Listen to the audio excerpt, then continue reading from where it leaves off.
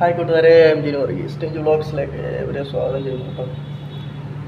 വേറൊന്നുമല്ല, പുതുതായിട്ട് പ്രത്യേകിച്ച് വിശേഷമൊന്നുമില്ല.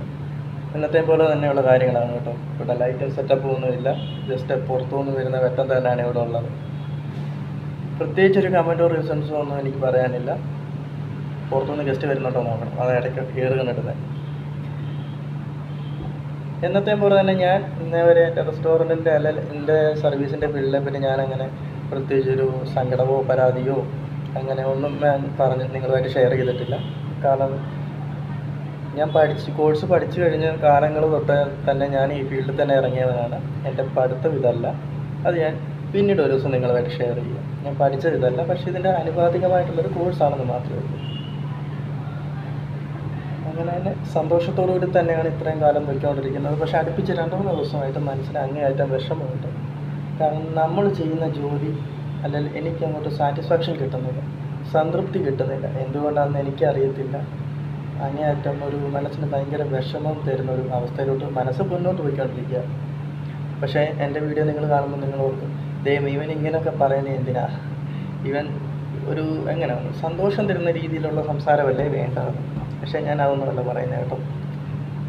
അതായത് ഒരു ഗസ്റ്റിൻ്റെ മുമ്പിൽ നമ്മൾ ഒരു ദിവസം തുടങ്ങുന്നത് അങ്ങേയറ്റം സന്തോഷത്തോടുകൂടി തന്നെയാണ്. ഓർഡർ എടുക്കാൻ ചെല്ലുന്നത് ഞാൻ സർവീസാണ്, ഓർഡർ എടുക്കാൻ ചെല്ലുന്നത്, ഓർഡർ കൊടുക്കാൻ ചെല്ലുന്നത്.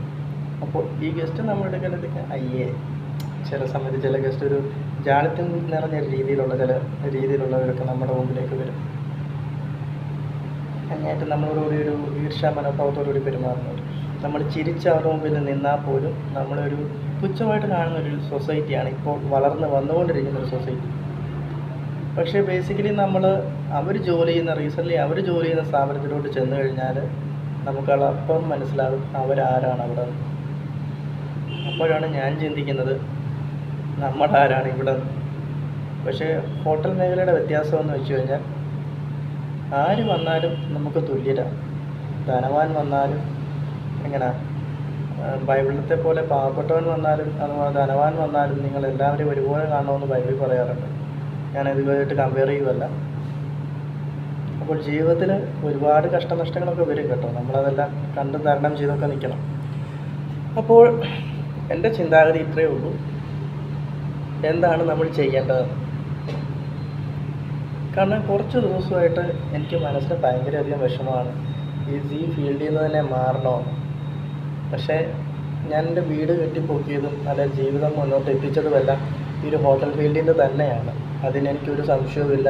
ഞാൻ അങ്ങേയറ്റം സന്തോഷത്തോടു കൂടിയാണ് ഇത്രയും കാലയളവ് ഞാൻ ജീവിച്ചത് അല്ലെങ്കിൽ മുന്നോട്ട് പോയത്. കാരണം മറ്റുള്ളവരുടെ മുമ്പിലോട്ട് ചെല്ലുമ്പോഴത്തേക്കിനും നമുക്കൊരു വിലയില്ലാത്തൊരവസ്ഥയിലോട്ട് മാറിക്കൊണ്ടിരിക്കുകയാണ്. കാരണം ഈവൻ സൊസൈറ്റിയുടെ മുമ്പിലോട്ട് ഇറങ്ങി ചെന്ന് കഴിയുമ്പോഴത്തേക്കിനും എന്താ ജോലി, ഹോട്ടൽ ഫീൽഡാണ്. ഹോട്ടൽ ഫീൽഡോ, അത് തന്നെ ഹോട്ടൽ ഫീൽഡ്. ഞാനങ്ങനെ ഈ ഫീൽഡിനെ പറ്റി ഞാനങ്ങനെ കുറ്റം പറഞ്ഞിട്ടില്ല. കാരണം നിങ്ങൾക്ക് വീഡിയോ കാണുന്ന നിങ്ങൾക്ക് എല്ലാവർക്കും എൻ്റെ വീഡിയോ കണ്ടുകൊണ്ടിരിക്കുന്ന, ഇതിനു മുമ്പ് പ്രിവ്യൂസ് കണ്ടുകൊണ്ടിരിക്കുന്നവരെ എല്ലാവർക്കും അറിയാൻ പറ്റും ഞാൻ എൻ്റെ ഈ ഫീൽഡിനെ പറ്റി ഞാൻ കുറ്റം പറഞ്ഞിട്ടില്ല. ഞാൻ അങ്ങേയറ്റം ഹാപ്പിയോടുകൂടിയാണ് ഞാൻ ഈ ഫീൽഡ് ജോലി ചെയ്തതുമല്ല. ഹോട്ടൽ ഫീൽഡ് എന്ന് വെച്ച് കഴിഞ്ഞാൽ അതൊരു കലയാണ്. ഈ ഫീൽഡ് ജോലി ചെയ്യുക എന്ന് പറയുന്ന ഒരു കല തന്നെയാണ്. അത് ഞാൻ 100% വിശ്വസിച്ച് നിങ്ങളോടുകൂടി പറയുകയാണ്.